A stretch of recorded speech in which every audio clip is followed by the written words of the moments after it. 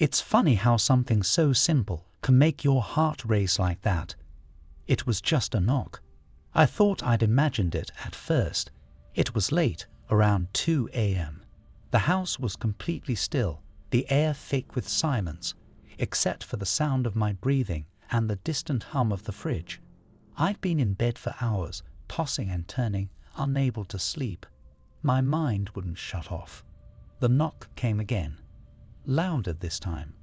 I froze. The hairs on the back of my neck stood up. I could hear my heartbeat in my ears, thudding in my chest.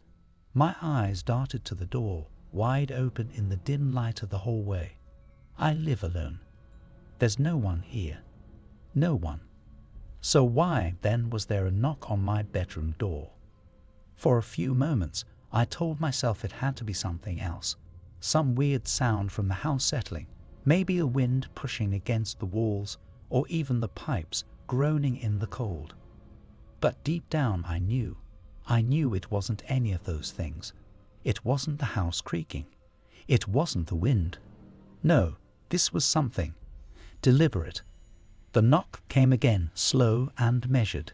3 taps, each one more insistent than the last. I sat up in bed, my legs trembling beneath the covers.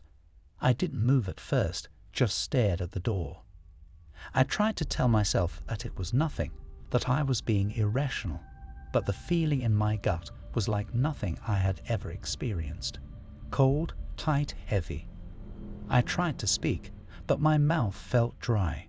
I swallowed hard, forcing myself to say something. Anything. Hello. No answer. I waited, holding my breath, straining my ears for any sound that might come next. But there was nothing. Just silence, thick and suffocating. Then I heard it, a sound that sent a chill crawling down my spine. Footsteps. Bare, slow footsteps, moving away from my door, down the hallway, toward the stairs. I couldn't move. I couldn't breathe. My brain screamed at me to get out of bed, to go check, to lock the door, to do something. But I was paralyzed.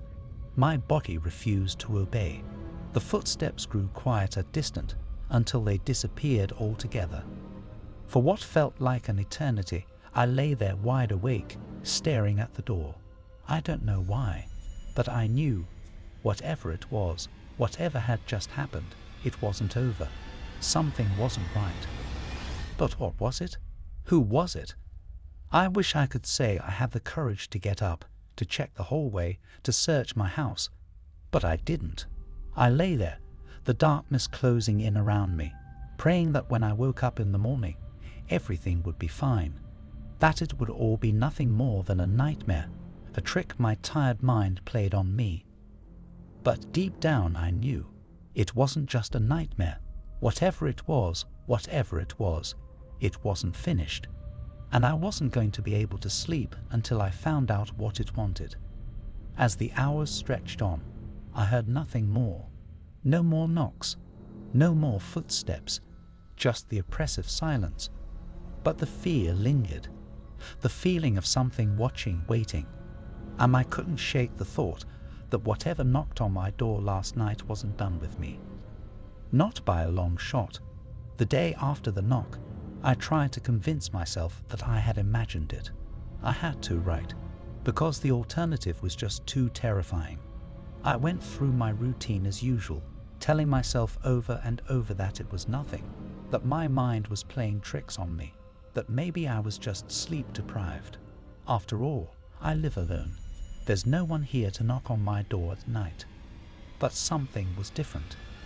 The air in my house felt off, heavier somehow. The silence felt more oppressive, more suffocating.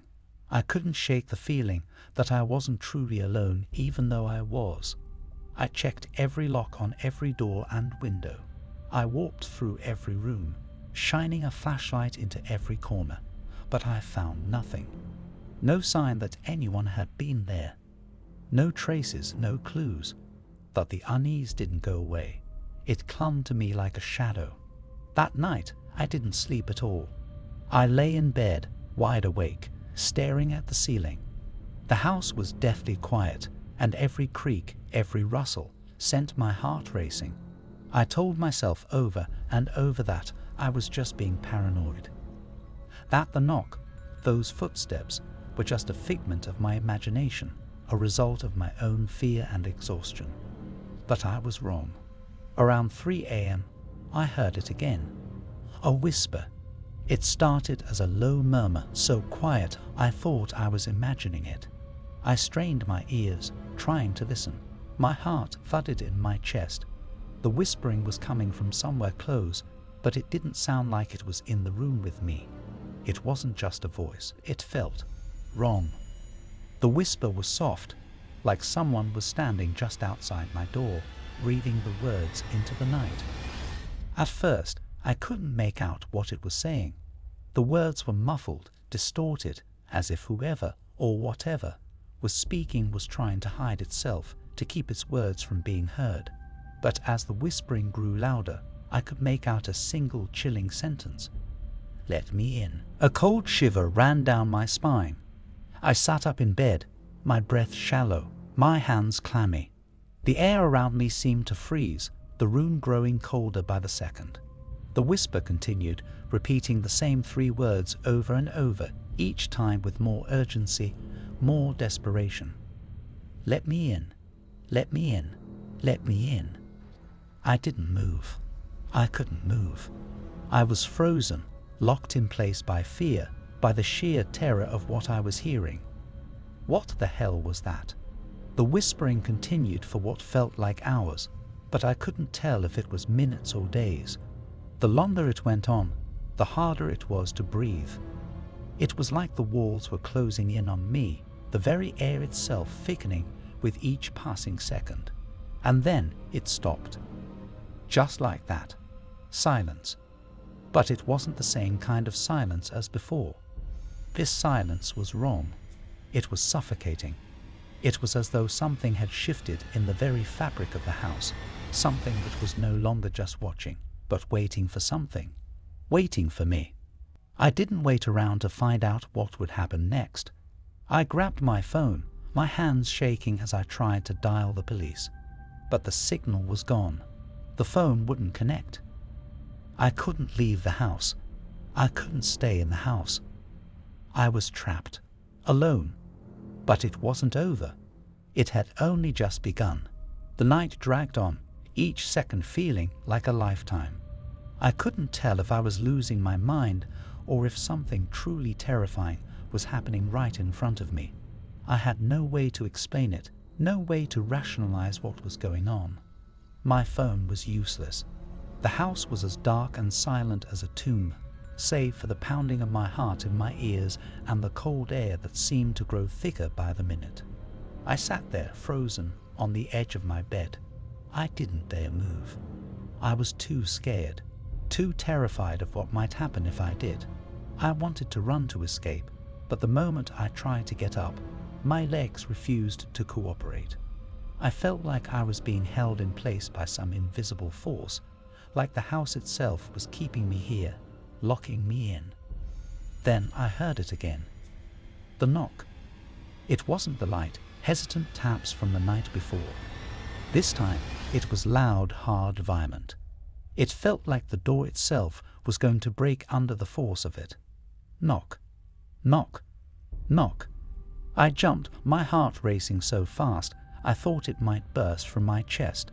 I stared at the door, my breath shallow, my entire body rigid with fear. It was happening again. "Let me in." The whisper came, this time clearer, more distinct. The words were cold, and they cut through the air like a blade. "Let me in." Open the door. I didn't know what to do. I couldn't move. I couldn't think. The knock came again, this time harder, louder, as if whatever was outside was demanding entrance. Desperate. Bang, bang, bang. My pulse pounded in my ears, the blood rushing so fast that it drowned out everything else. My instincts screamed at me to open the door, to face whatever was on the other side, but something deep down told me that doing so would be the last mistake I ever made. But then, Without thinking, I did it. I stood up, trembling, my hands shaking as I reached for the door. The handle was cold, so cold, almost like ice, and as I touched it, a wave of dread washed over me, as if I was making the worst decision of my life. I turned the handle. The door creaked open slowly, and I braced myself for whatever I might see on the other side. My eyes were wide, straining to see through the darkness. The hallway outside my bedroom was empty, completely empty. No one there. But there was something else. A shadow, the dark, shapeless figure standing at the end of the hallway. It wasn't a person. It was something else. It was tall, its edges blurred and shifting, like it was made of smoke or darkness itself. It had no face, no features, just a formless, suffocating presence that seemed to swallow the light around it. And then it moved, slowly, deliberately. The sound of its footsteps was like nothing I'd ever heard before. It was almost wet, like something dragging itself across the floor. My body screamed at me to slam the door shut, to lock it, to run. But I couldn't move. I was paralyzed, trapped in the hallway, unable to escape. The figure spoke, its voice low and guttural, like it was coming from the depths of some long-forgotten grave. "You let me in," it rasped. "Now you're mine." I stumbled backward, my legs giving way beneath me. I hit the floor hard. The air knocked out of me, but I couldn't look away. The shadow moved closer, its presence pressing in on me, suffocating me. And then, just as suddenly as it had appeared, it was gone. Vanished. The house was silent again. I lay there on the floor, gasping for breath, trying to process what had just happened. Had it all been a nightmare? A hallucination brought on by stress or exhaustion? Or had something real, something truly sinister, taken hold of my home? I don't know, but I do know one thing. The knock is still there. Every night, just as the clock strikes 2 a.m., I hear it. It's softer now, almost like a whisper against the wood. A reminder that whatever it is, whatever came that night, isn't done with me. It's still waiting, watching. It wants in, and I can't stop it. So I wait, and every night I lie in bed, hoping I won't hear that knock again. But I know I will. I live alone, or at least I thought I did.